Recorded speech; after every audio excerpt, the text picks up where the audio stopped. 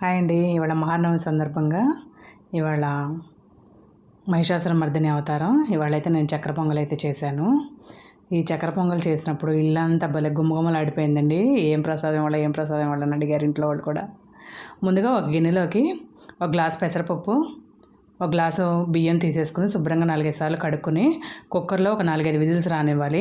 ఆ 2 గ్లాసులకి నేనైతే 4 గ్లాసులు వాటర్ అయితే పోసాను బాగా మెత్తగా ఉడకడానికి. తర్వాత స్టవ్ మీద ఇంకో కళాయి పెట్టుకుని 4 టేబుల్ స్పూన్ నెయ్యి వేసుకుని డ్రై ఫ్రూట్స్ అన్నీ వేయించేసి పక్కన పెట్టుకోవాలి. పక్కన పెట్టుకున్న తర్వాత అదే కళాయిలో ఇలా బెల్లం అంతా చితక్కొట్టేసుకుని ఇలా పానకంలాగా చేసేసి పక్కన పెట్టుకోవాలి.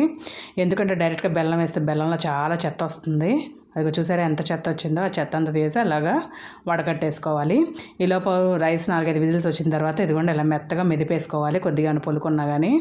తర్వాత ఈ బెల్లం పాకంలో ఆ రైస్ మొత్తం వేసేసుకుని కొద్దిగా యాలక్కాయల పొడి వేసుకుని ఇదిగోండి ఇది చిన్న పచ్చకర్పూరం చాలా చిన్న ముక్క అంటే చిన్న ముక్క వేసేసుకోండి. వేసేసుకుని కలుపుకున్న తర్వాత ఈ డ్రై ఫ్రూట్స్ వేసేసుకుని మిక్స్ చేసుకుని అమ్మవారికి ప్రసాదం సమర్పించేయటమే.